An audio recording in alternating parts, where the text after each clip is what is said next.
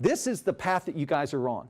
And so we want to encourage you that as you begin to move up this, we want to encourage you and equip you to feel confident, because as you move up, I promise you, there will be risk involved. Here, I can just get my head down and do the work.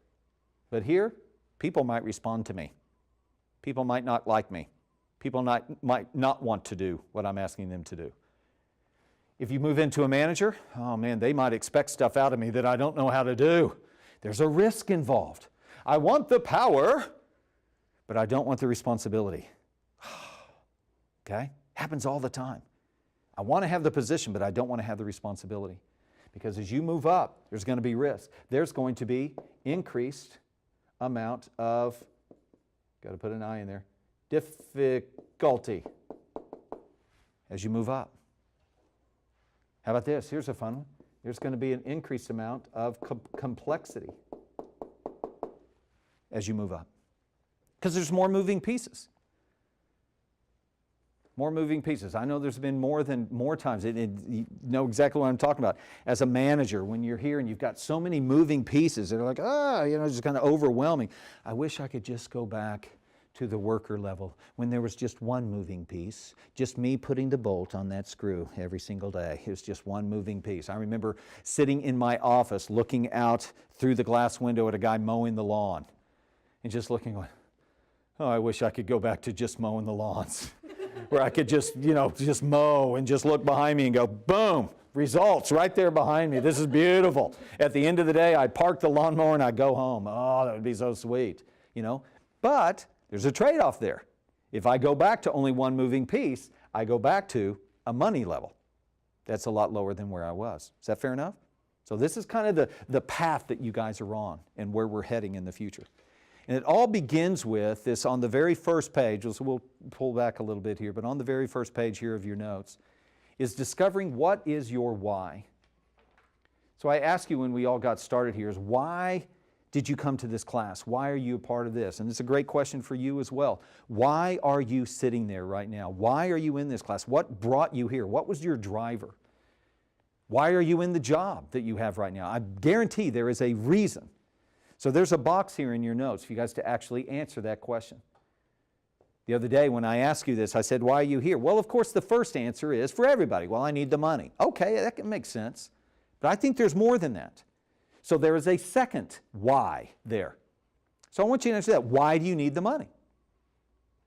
Well, I need the money to pay my bills. Okay, cool. I need the money to pay for a car. I need the money to pay for the house. But why do you need that money to pay your bills? Well, because if I don't pay the bills, I won't get to have those things. Very good. Write that in there if that's what the answer is for you personally.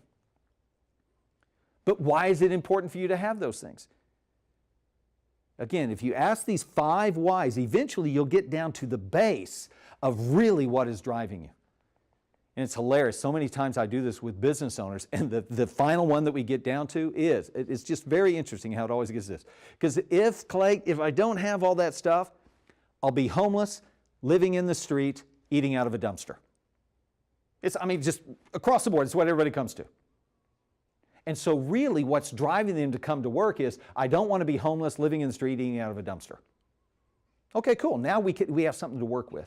So when you come to work and it's like, Jessica, I need you to do some better work. I want to encourage you to come out. I want to keep you out of eating in the dumpster.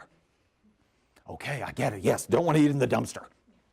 As opposed to, if I start at this high level of, I need the money. Have you guys ever been in a position coming into work where, I don't need the money that bad? You know what I'm talking about? See, those upper levels, they're not deep enough. Those upper levels are, today, I got the money yesterday. I don't really need it today. I got a different car. I don't really need as much money. And so all of a sudden, my motivation and my inspiration kind of begins to die out. But man, when you get down to there I don't want to be homeless because I got a family, I got all this kind of stuff. I don't want to be a loser, Whatever it is for you, that's the why that we want to tap into. So as we're moving forward, the thing is that your why has to be greater. Alligator's mouth is open, okay? Has to be greater than your wine. Meaning, your why has to be bigger than your struggles. If your why isn't bigger than your struggles will shut you down. Your why has to be bigger than that.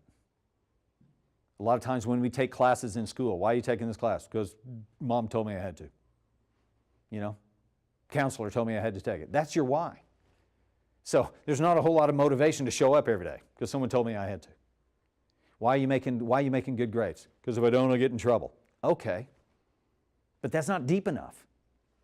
Because maybe today, I don't really care if I get in trouble today. Anybody know what I'm talking about? I just don't really care.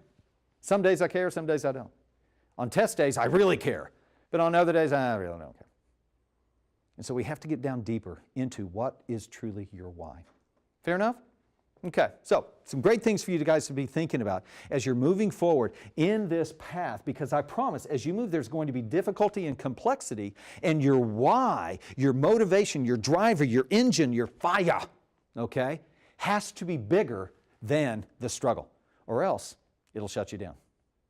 Okay? So we're going to stop there for today. There's some more notes. I encourage you as homework. I want you to be reading through those notes. But here's the key thing for you guys. Let's turn to the last page of our notes for today. You can see down at the bottom of the page, action steps. Okay? Action steps, the very last page. We know that knowledge without application is meaningless. Knowledge without application, you'll want to write this down. I don't know if it's written there. Without application is meaningless. Thomas Edison said that. Anybody ever heard of Thomas Edison? Okay? A guy, lived a long time ago. All right? So the thing is that if we sit here and learn a bunch of things and go, oh, this is really cool, and we take notes, but we never apply it, then the knowledge that you're learning here is meaningless. It's not going to do you any good. So you're just wasting time coming into this class. You're just wasting time watching the video. So what we have to do is we have to apply the knowledge. Action is critical. Napoleon Hill said that action, everybody say action. Action. Very good. Did you say it? Okay. Action. Once again, action. Action is the true measure of intelligence. Not just knowing stuff, it's what you take action on that is the true measure of intelligence. It's a guy named Napoleon Hill. So every single class, at the end of class, we're going to have these action steps. It's going to be important for you to look through the notes, look through the things, process the stuff that we have talked about here in the video, and actually come up with one or two specific action steps that you're going to take over this next period of time before the next video. Does that make sense? Okay? So I want you to take a moment as we are closing down here to come up with what is your action step. It might be to go further into your whys. It might be to take a look at what am I doing at work to really contribute value at work. Where am I griping and complaining? Where do I need to shut my mouth and do the work?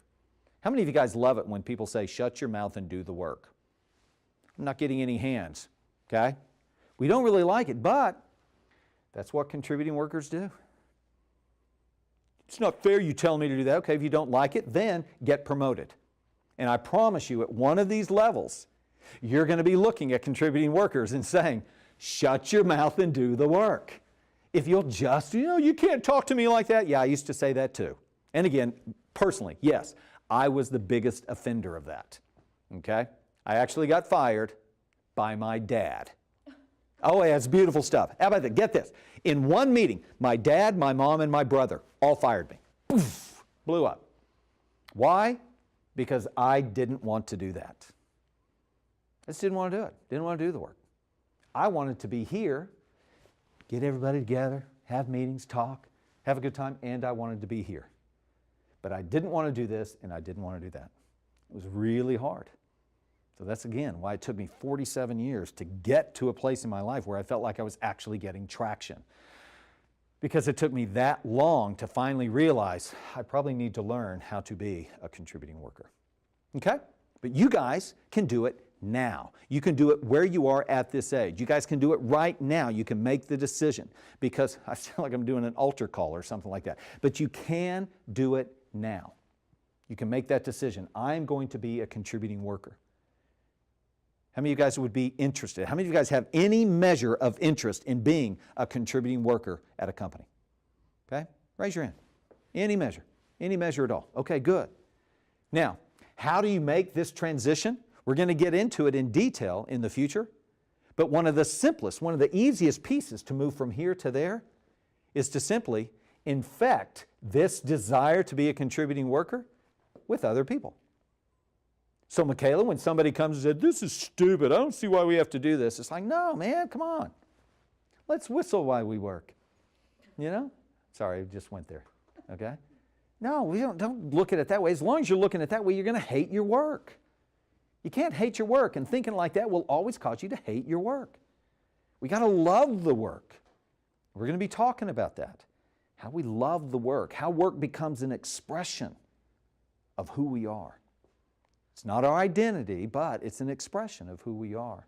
And when you can begin to infect other people with that same mindset, hey, you're adding value. You're adding value to work. How about if you come over here and let me give you a little bit more money, all right? And give you a little bit more responsibility. It's a sweet spot for you to be in, okay? So this ends up our very first session of Gaetano's University. I hope you guys are enjoying this. Again, I hope you're learning something about the entry level, about understanding how to be a good worker. And why is it that I'm always frustrated with those managers? How come they're not doing stuff? Hopefully this pyramid is giving you an idea of how to actually think and how to actually relate to different levels of leadership in your company.